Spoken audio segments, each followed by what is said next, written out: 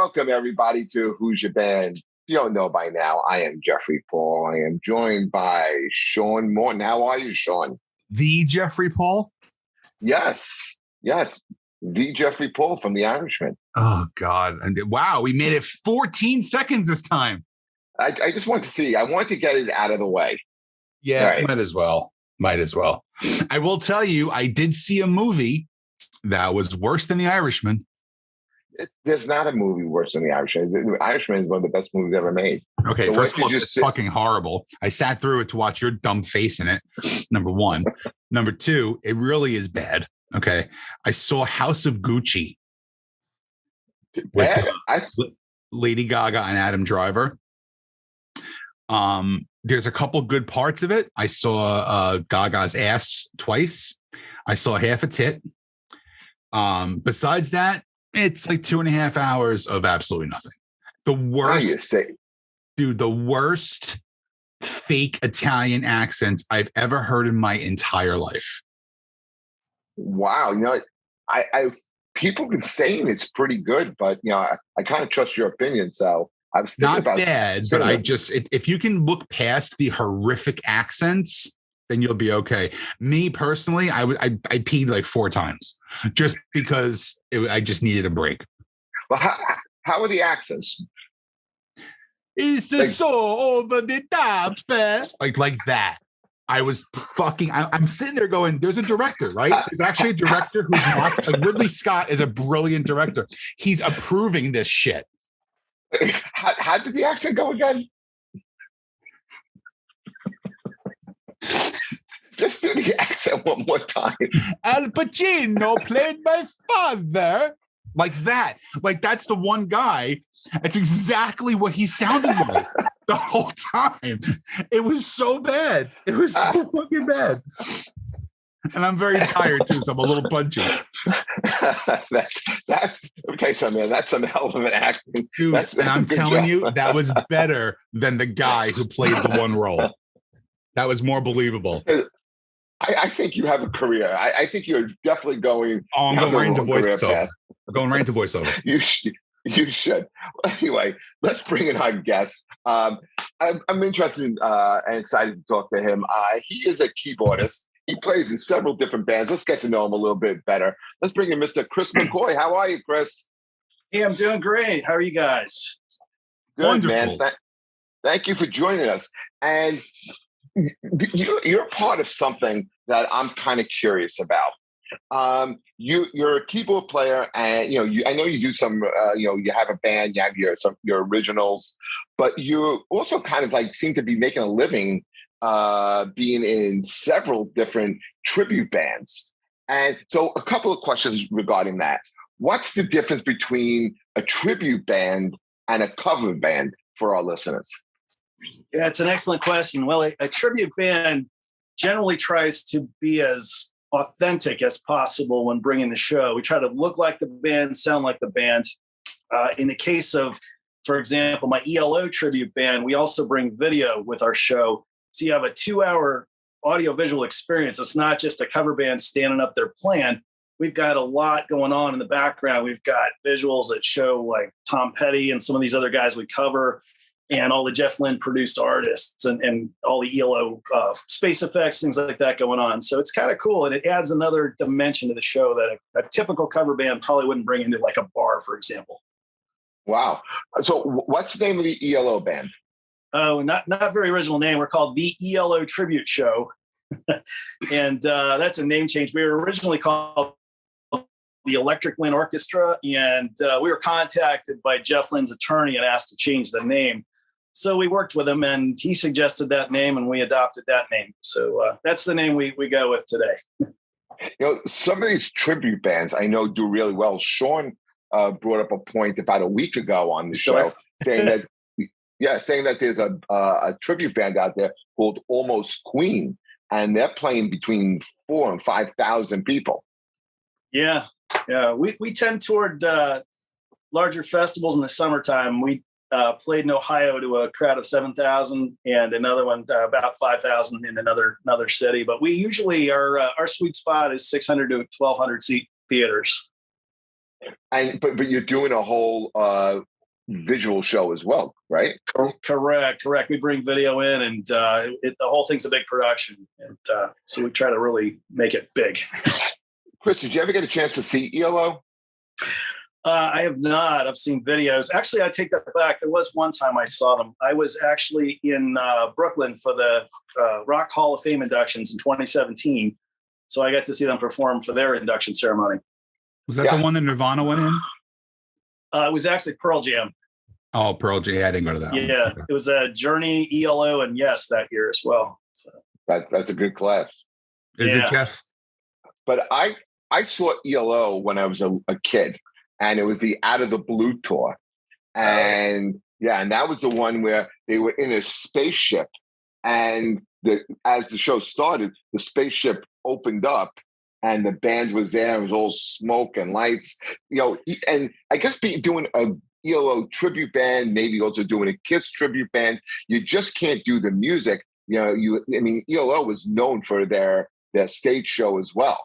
So that had to be, pretty big undertaking. Now, do you have a hand in doing together the stage show, or is there like a separate component for that? Really, it's a collaborative of the guys in the band.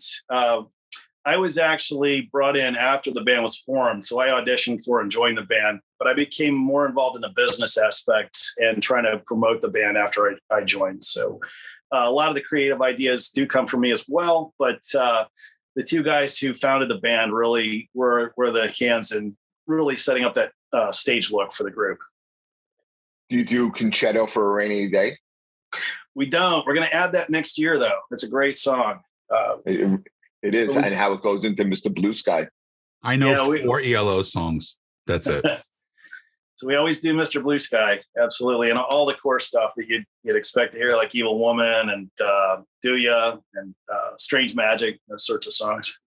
But you're the keyboard player, and Mr. Blue Sky, that's your song to shine on, right?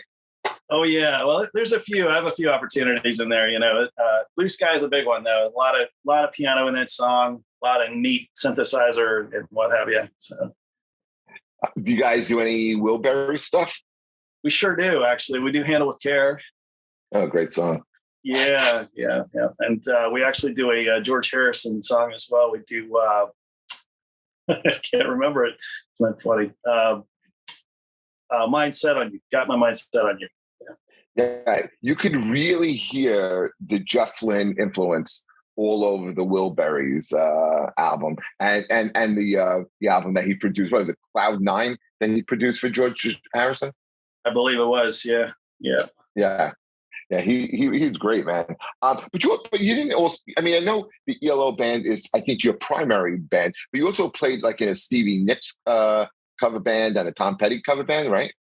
I did. I played in a Stevie Nicks band for about 6 years. And unfortunately, that band ended. The people who play the role of Stevie Nicks and Lindsey Buckingham were married and they divorced. And that was the end of the band. So. That's fucking ironic, huh?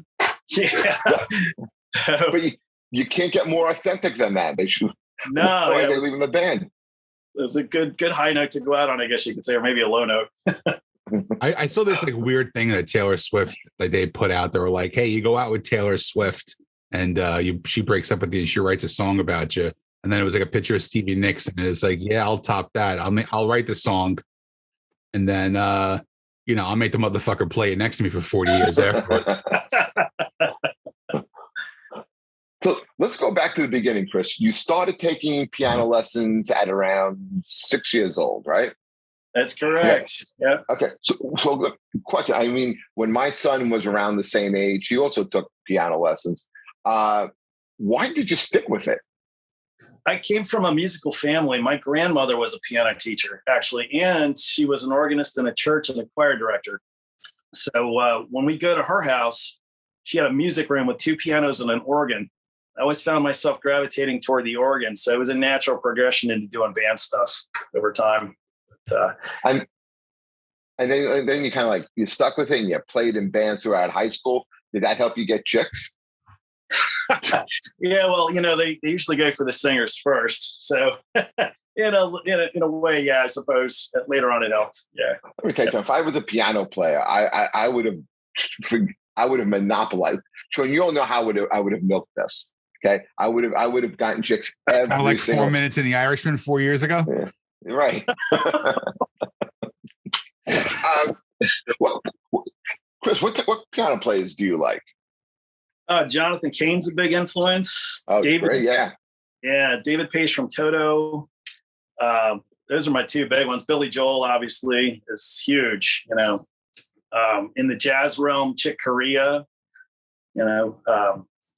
Probably I could name a million, but those are the big ones. And in the hard rock world, David Bryan from Bon Jovi really kind of struck me in the 80s. And, guys like him really made me want to do more of that kind of music as I moved through my career.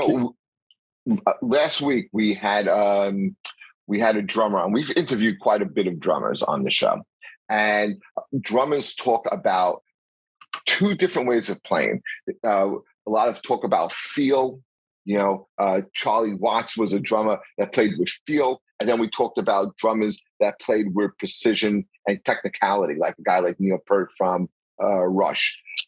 Does the same thing hold true kind of in piano players? Because I hear the difference between certain piano players and a piano player that really stands out to me is Neil Bitton from Springsteen's E Street Band. Yeah, I think it depends on the band. It's really what the music calls for. You've got a band like Dream Theater, for example, where Jordan Rudess is very, very technical, but the music demands that. And then you've got, Jonathan Cain, who's a little more basic, and the songs really call for that. You have to breathe and really allow for the singer to stand out in front as opposed to being more technical. So, yeah, it really depends, I think. Yes, I mean, some piano players, made it look really cool. Jonathan Cain made it look cool. I thought John Lord from Deep Purple, think about like the intro to songs like Knocking at Your Back Door and Perfect Strangers, how cool, they would open up their concerts later on and they gave him like a whole solo to make something of it. And it really set a great mood. Yeah, well, I think that's one of those bands where you really have the perfect balance of the keyboard player and the guitar player, and they're really in the same vein. You've got that heavy feel, and John Lord managed to really pull that off with the Hammond, that big, heavy Hammond sound to really match that. And, again, appropriateness for the band, right? He was perfect for Deep Purple. That was the right sound and the right, feel. Really captured it. Yeah. But if the notes on a piano all basically the same, right? What makes the difference between the way somebody plays it? With a drummer, it could be, the way the drummers were explaining to us was, like someone like Bonham, how hard he hit. And someone could try and play When the Levee Breaks, but it's, no one could kind of do the sound like Bonham could. It comes what from is your it about soul, keyboard Jeff. players? It comes from your insides. It doesn't come from your I know, but how does that translate to hitting the keys on a keyboard? Well, I think a lot of it is influence too. If you're used to hearing, in my case, I grew up listening to Jonathan Cain. I tend to play a little bit harder. John plays a little bit harder on the piano. But, being dynamic's important too. It just really depends on the music, style, and the sound that you're really trying to go after. And influence is important too, right? We're all influenced by different players and different styles. So that's really where it boils down to for me. So you've been playing in these different tribute bands. You also have a band out called Tokyo Motor Fest. Okay, can you tell us a little bit about Tokyo Motor Fest? Yeah, so Tokyo Motor Fest is actually a super group that consists of Steve Brown from Trickster, Ted Poley from Danger Danger, Greg Smith, who was with Alice Cooper, Ted Nugent, Dokken, and just a whole host of other bands. And actually, right now, he's just finishing up a tour with Wizards of Winter with Steve and Fred Goro, who plays in Ted Poley's band. I was actually invited to play with that band. And an interesting story is right before COVID hit, Tokyo Motor Fest was scheduled to play a show in Maryland where I live. And they wanted to bring somebody in who didn't have to fly in and didn't have to stay in a hotel. I could just come in, simply play the show and drive home. So I prepared for that and actually, called Steve Brown, got the gig through a buddy of mine who actually knew Steve Brown through another band that he's in that does 80s music. And so I prepared for the show, and then COVID hit and canceled everything. I kept in touch with Steve for the next several months. And fast forward to 2021, the Lions album came out, which was Tokyo Motor Fest's second record on Frontiers. And shortly after that, we were called to play at M3, the big melodic rock fest in Maryland. And because I was already slated to play with him, he called me to do that show. That was a really big opportunity. That festival takes place at Merriweather Quest Pavilion, which is an 18,000-seater shed. It's an outdoor venue. For me, it was the biggest show I've ever done. I've done a few really big shows in my life. That one was probably the biggest one of all. And got to play with the guys. Slaughter was there that day. We got to hang out with Slaughter a little bit. They were in the dressing room next to ours. Kix was playing, and myself and the guy who actually got me the gig are friends with Steve Whiteman. He actually used to take vocal lessons from him back in the early 2000s when he was still singing. And just a spectacular day. So I've done one show with them, hoping to do more down the road in the future. And that actually connected me to Ted Poley, who I am currently playing with now, and actually have become his music director in his solo band. So I was just going to ask you that. Ted Poley from Danger. He has a solo project, and you're a permanent member of that band now. I am a permanent member, yes. Okay. But with Tokyo Motor Fest, you said they hit you up because the gig's in Maryland. Did you know the songs, or can you read music, and did they give you the music and you can just pick it up on the fly? So I have a method. I play by ear, and so I'm able to hear things and learn by ear. But I'll chart everything out. I'll listen to it, chart it out, write it out, and then learn it, and then go back and reference the chart and make sure I've played it correctly against the recorded track. And then once I've got it down to a science, I just keep practicing and practicing it until it becomes muscle memory. How long does it take you to actually learn the songs? Depends on the show. So with Dangerous material, that was part of this. And some of the Trickster songs, I already knew some of those songs because I grew up with them when I was in my early cover bands. We were listening to and going to see those bands. Now, I just played a show with Eric Morton 3 weeks ago up in New Jersey. And that took about a month because I had never, I was a Mr. Big fan, but I'd never really translated that to piano. And this was an acoustic show. So I had to kind of feel out the songs and figure out where piano fit best and try to do something that worked with the acoustic guitars and, with a piano sound. So that took a lot longer. I saw some highlights of that show. That was that theater called the Debonair or something? Right, the Debonair in Teaneck. Okay, correct. Okay, right. First of all, how was that venue? What do you think of it? Oh, it's a nice venue. I really like it. Nice sound system. The stage is real. I call it audience friendly because it faces out, and then the entrance to the entire venue is on one side of the stage. So you can kind of see people coming and going as you're playing. It's kind of neat. Yeah. Yeah, I've never been there. How big of a venue would you say it is? Probably a couple hundred people. It's not huge, but it's really nice and great sound system in there. Really good. It used to be called Mexicali Blues. Right. Yeah. Because they look like they get some pretty interesting bands in there and artists. And like Eric Morton, we had him on the show. Listen, Mr. Big, really an underrated band, I think, to some degree, and kind of got mixed up in the wash. And I thought their hit, To Be With You, it doesn't really represent what that sound really was, much like Extreme with More Than Words, Right. So how did you get on that gig? Because that looked like it was a fun night, and that looked like a really good show. That was a lot of fun. Well, I got that through Steve Brown. I have stayed in touch with Steve Brown after the Tokyo Motor Fest show in July, and actually did some recording with him as well. And so we've been, texting back and forth, staying in touch. And Eric was coming through town, and Eric and Steve traditionally play this show together when it comes through New Jersey. So it's usually both of them.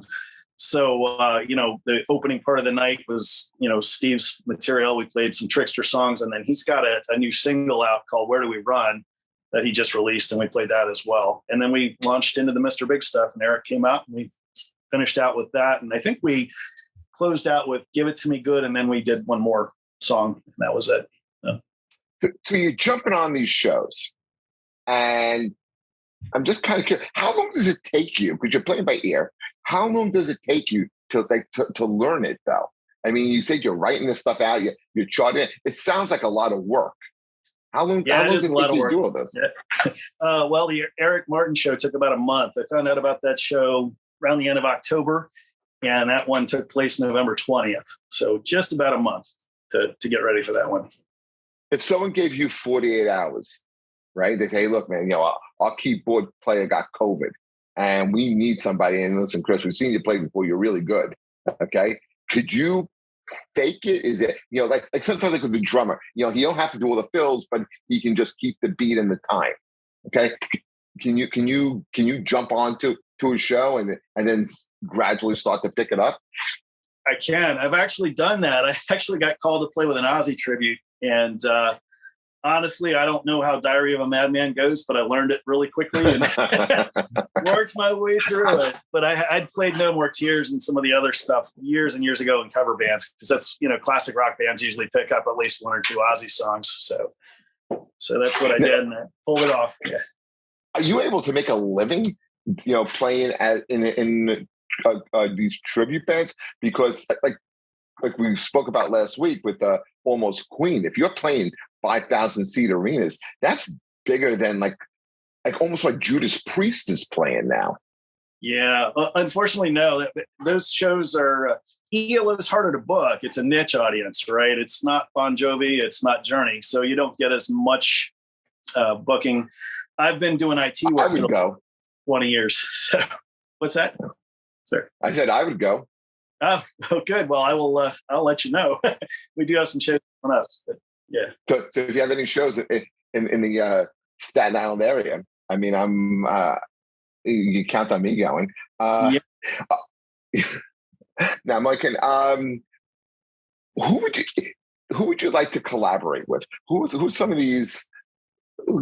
Like if you can get into like either a tribute band of you can pick the musicians you can play with, or the band itself. Like say, would it be like an Elton John tribute band? I think it'd be a Toto tribute band, actually. Great choice, man. Great choice. There aren't as many of them out there, but what a tremendous group of musicians. And, those guys are all session cats in LA and played on everybody's records. And in fact, Lukather is one of my favorite guitar players. So he's phenomenal. I'd love to meet him someday. That would be cool. I was just going to ask you that. Okay, so besides Steve Lukather, anyone who you would love to work with? Anyone who I mean, I really didn't know much about you before Mike booked the show. So is there anything like I'm missing? Is anybody that you played with that we haven't got a chance to discuss? Well, in the Stevie Nicks tribute band for a while, the rhythm section was made up of two of the original members of the Ravens. I don't know if you remember that band. They were on MTV. They had a song called Raised on the Radio. And, yeah, of course. Yeah, that was in the Fast Times at Ridgemont High soundtrack. So. Right. Yeah. Right, when he's washing the car. Yeah, Tim Steele and Lee Townsend are good friends, and so we've stayed in touch over the years as well. They're great guys. Yeah, those guys are great. I'd love to work with them again. It'd be phenomenal. Really, anybody out there who's doing melodic rock, that's really my my core, my love in this business. Stuff like Danger and Trickster and what have you. So yeah, and Ted's gig falling into my lap was a dream, because I was a big Danger fan when they came out with their first record. So maybe he had like a stuttering. I thought he had a stuttering issue. It's like, hey, my band's name is Danger. I'm gonna write 2 songs. They're called Bang Bang and Naughty Naughty. Right. Well, you won't forget, right? Right.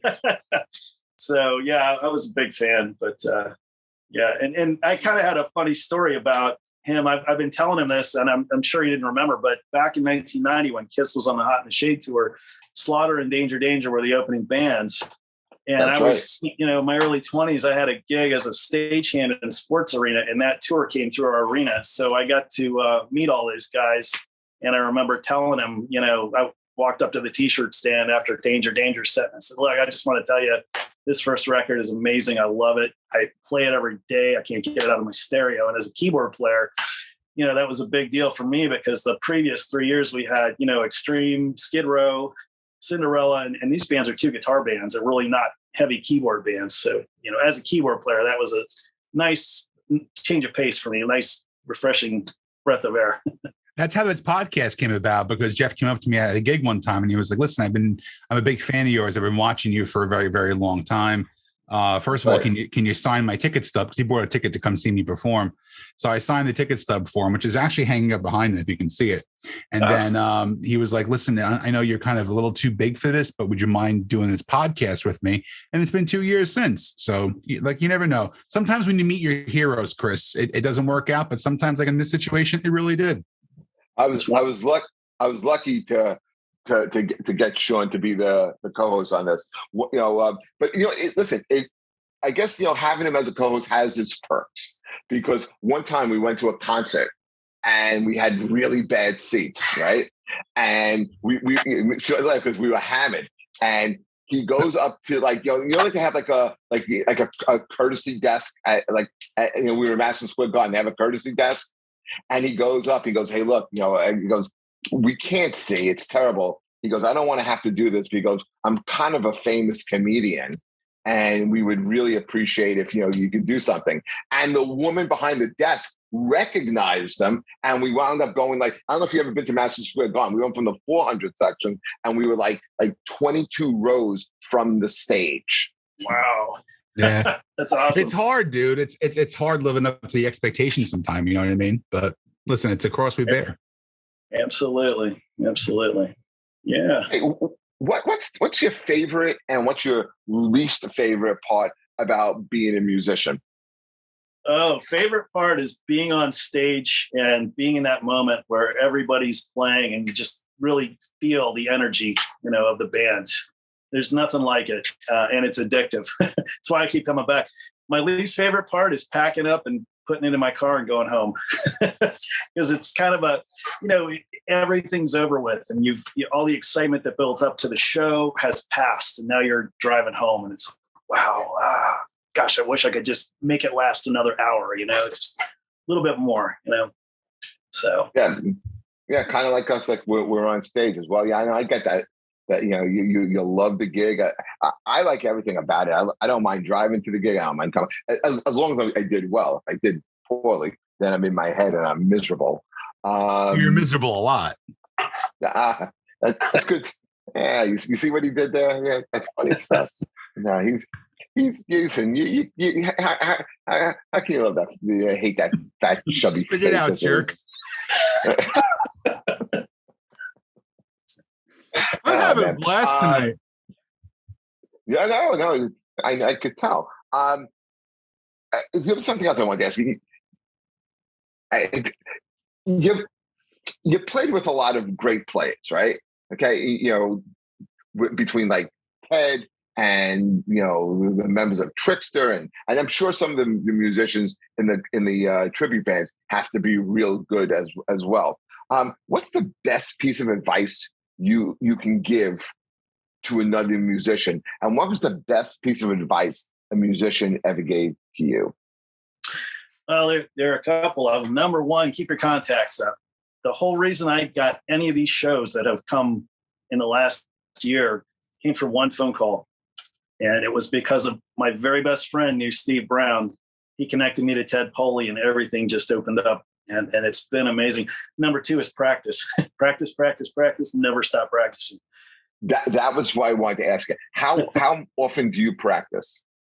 Well, right now I'm on a break until February, so I actually haven't touched my keyboards in a couple of weeks. But normally I try to get down here at least an hour a day, run through stuff. I've got the ELO shows coming up, so I'll run that probably an hour or two a day just to make sure I'm perfect on everything. And, I've got all the songs, on Logic, so I can run and play along with them. So I was just going to ask you, how do you do that? Do you put on headphones and play along with the recording?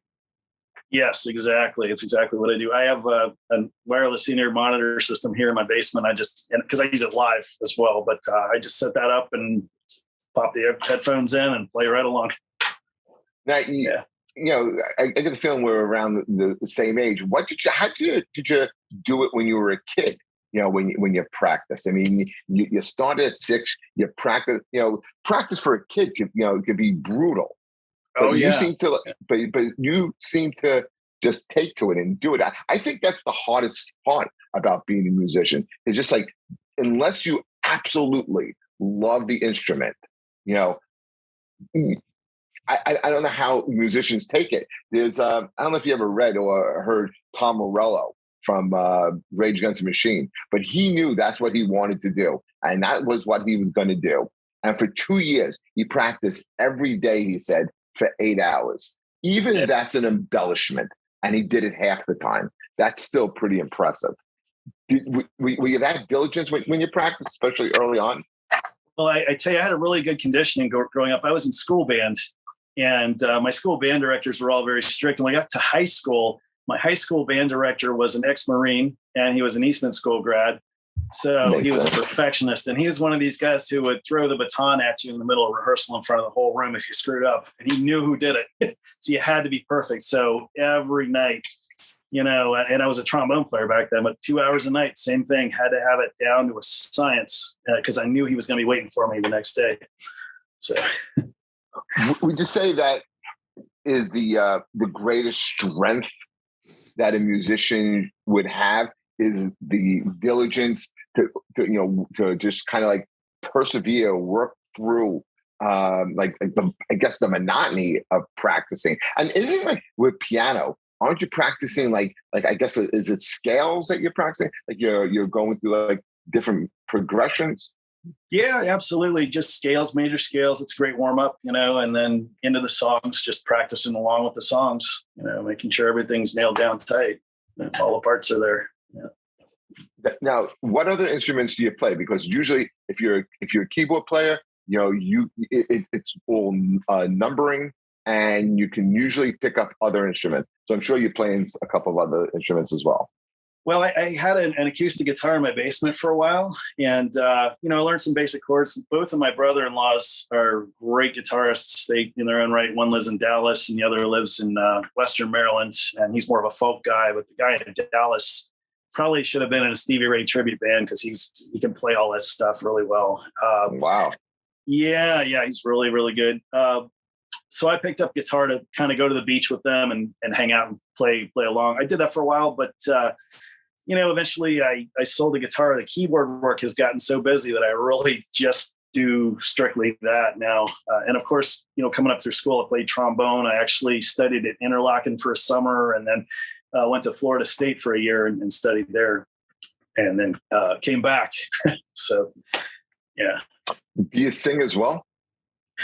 Used to, not as much these days. I sing with the Elo band. I do some harmonies and some vocoding. I don't know if you're familiar with vocoders. You talk through the synthesizer while you're playing it. There's parts like in Sweet Talking Woman, you probably heard it in the middle of the song, but otherwise not as much. I don't really sing leads anymore. I was in a top 40 group in the early 90s, and I sang leads on a couple of songs. I think we did some Black Crowes and some other stuff that I sang on, but it's been a while. So, were you ever in a wedding band?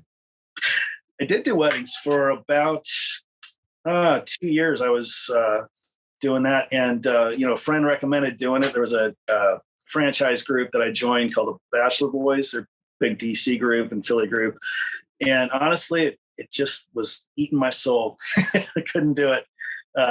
Covering Lady Gaga and Bruno Mars, just not my thing. Just not my thing. So I got out of it. Did it pay well? Yeah, about the same as the tribute bands, maybe a little less than the tribute bands in some cases. Okay.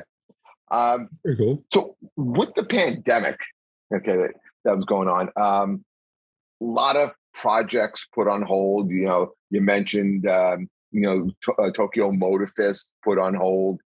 What'd you do to keep yourself busy?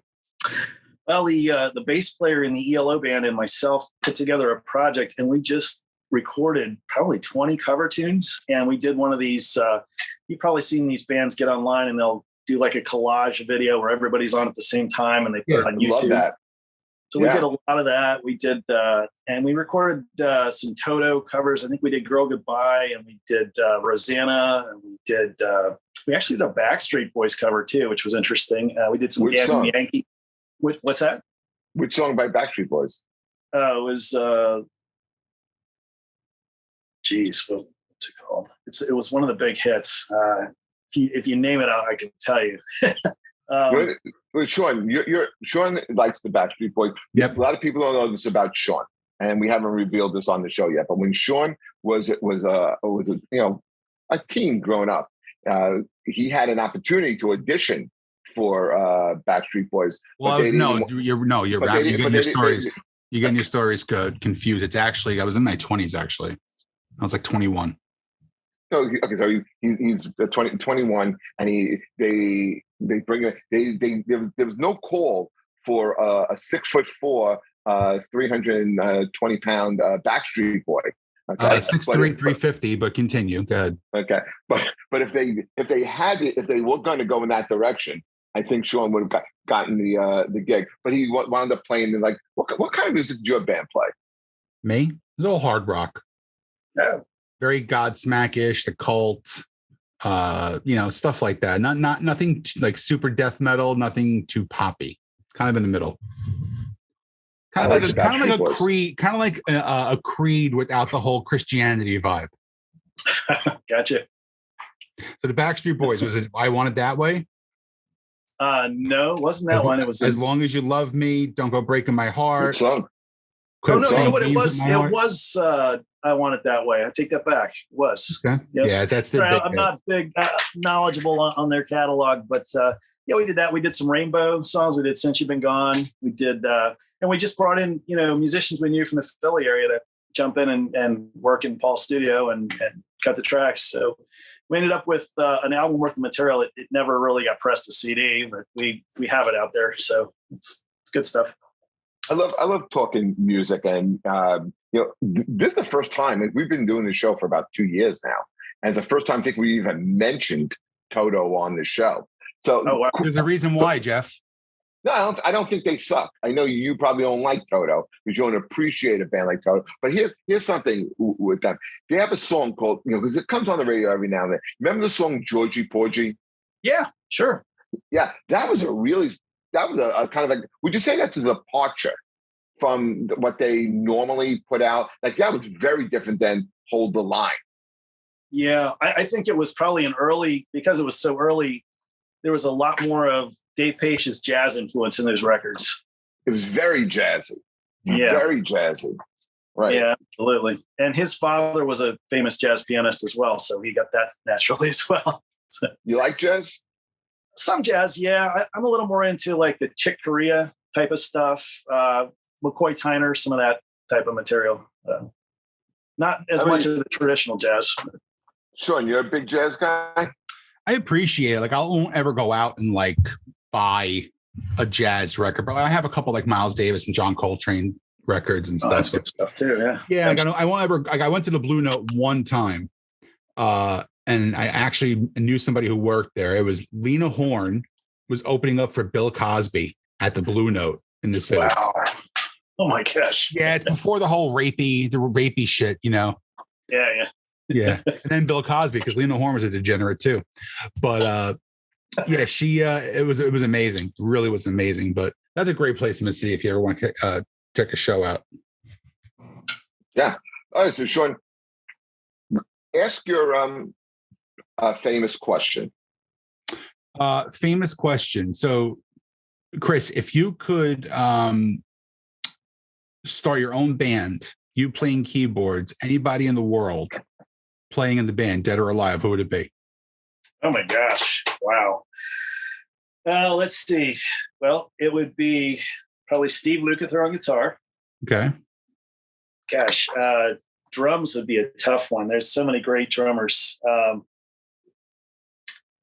I'd say probably if he were still alive, Jeff Beccaro on drums. A lot of great bass players too. Maybe Billy Sheen on bass. That would be interesting from Mr. Big. Yep. And we've got a lot of people say Billy Sheen. I honestly think he's the greatest bass player who's ever walked the planet. I truly I like him a lot, and I also like Leland Sklar, who played with Phil Collins. He's really good too. If you've seen him, he was with Toto for the Falling in Between tour as well. What about someone like Ant Twistle or Chris Squire? Yeah, Chris Squire, if you were alive too, he's phenomenal. I picked him over Entwistle. Entwistle was great, but Chris was just really, with Yes, that Rickenbacker tone. There's nothing like it. Just amazing. Jeff almost stole a Rickenbacker one time from Paul McCartney. Really? It's true. It's true. Years ago, I had the opportunity to work with McCartney, and I would do like security for him. I would go on tour with bands and do production, and then to make extra money on the side, we also did security for these guys because we everyone kind of like knows everybody in that circle, right? And to get to work in McCartney's hotel room, and it wasn't like the shit hotel rooms that Sean and I stay at, like these Motel 6s, or if we're lucky, hey, you get a Courtyard by Marriott, we're really excited. Okay, this guy was staying like in a duplex. It was gorgeous, right? But there's a lot of that personal stuff lying around. The Rickenbacker was there, and you had to make sure that nobody's like trying to break in, going through the window. You'd be surprised what people would do. It's Paul McCartney, and the Rickenbacker was there, and I picked it up and I got a chance to play it a little bit. It was pretty cool. All right. Yeah. Okay, awesome. So to cap off your band, it was Lukather on guitar. It was Jeff Porcaro on drums. Yeah, Jeff on drums. Okay. Bass player, someone from Phil Collins' band who I've never heard of. Leland Sklar. Yeah, he played with he played with James Taylor, and he actually played with Toto for the Fall in Between tour. Okay. Jeff, did I ever tell my James Taylor story? No. No. I got two. Listen, this is a show of firsts. Okay. We haven't spoke about Toto. We revealed your audition for the Backstreet Boys, right? And I never heard this James Taylor story. So I used to spend a lot of time in Massachusetts at my uncle's house. My aunt used to work at this place. It was in a beautiful, beautiful hotel, and they had like a basement kind of like bar hangout kind of thing where they have acoustic guitar acts and just like a chill bar lounge kind of vibe. And there was a dude in the audience. It was a guy playing a guitar on stage, and he was good. Like, he wasn't bad. He started doing like Fire and Rain and stuff like that. And then he played like 2 James Taylor songs in a row. And then all you hear, like, out of the blue is, mind if I try the next one? And it was James Taylor sitting in the audience right there. And he went up and wound up doing You Got a Friend in front of like maybe 35 people in the basement of this beautiful hotel in Massachusetts. Wow. That's a great story. Yeah. Yeah. Nothing like that ever happened to me. Well, you haven't lived life, Jeff. You have to leave Staten Island, No, I have. I've toured with bands. I've hit the road with comedy, but I've never gone to, like, that was always been something I wanted to happen. Like, I would love to be like in a bar watching like some average cover band, and all of a sudden like the artist comes out. Like, you ever like watch those videos on YouTube? Like, I was watching like a street performer, and the guy singing what's that song from Armageddon? Don't Want to Miss a Thing, right? Right. And then Steve Tyler is sitting there. He's like watching the street performer, and then he goes up and sings with the guy, and it's just like completely really cool and stuff like that. Man, that really gets to me. I love that. Do you call him Steve because you know him personally? He's Steve Tyler. You don't call him Steven? I do call him Steve Tyler. Listen, because of of my years on the road, and did run into Steve every now and then. I would refer to him as Steve. All right, Chris, where can our fans get your social media handles so they can follow you? I'm on Facebook, and I honestly have to look at it. Give me 1 second. It's East Coast Keyboardist. Facebook.com/East Coast Keyboardist. Okay. Very cool. And you can find me there. Everything about me is there. There's a link to my website and what have you. So that's probably the best way. And what do you got coming up? February 11th, I'm doing a show with the ELO band in Virginia at the Tally Ho Theater in Leesburg. And then we're in Pennsylvania on the 19th at the Mark Chunk Opera House, which is very close Jim to Thorpe. Penn's Peak. Yeah, Jim Thorpe. Yep. And then I'm back in Jim Thorpe the following week with Ted Poley at Penn's Peak. We're going to be opening for Skid Row and Warrant. Oh, Jeff, wow. we gotta take off for that show. I'll be on the 25th. Yeah, absolutely. I'll go there. We had Skid Row. We had Rob DeLuca. He's playing with Sebastian Bach. We should go to that show because Jeffrey was a young boy. He had a heart of stone, you know. Right. Lived 9 to 5. All right. Yeah, when the bottle's your best friend, Sean, you know, you make bad decisions. The bottle is going to be my best friend later on tonight, Jeffrey. Yes. Chris, thank you so much for joining us, man. We appreciate it. And you know, keep in touch, man. If you're coming around the area and the band playing, let us know. We'll plug the shows for you, you know, and hopefully we'll get out a chance to see you. Well, thank you so much. It was great to meet both of you guys, and thanks so much for having me on. I really appreciate it, man. Anytime, man. No, man, our pleasure. Our pleasure. All right, guys.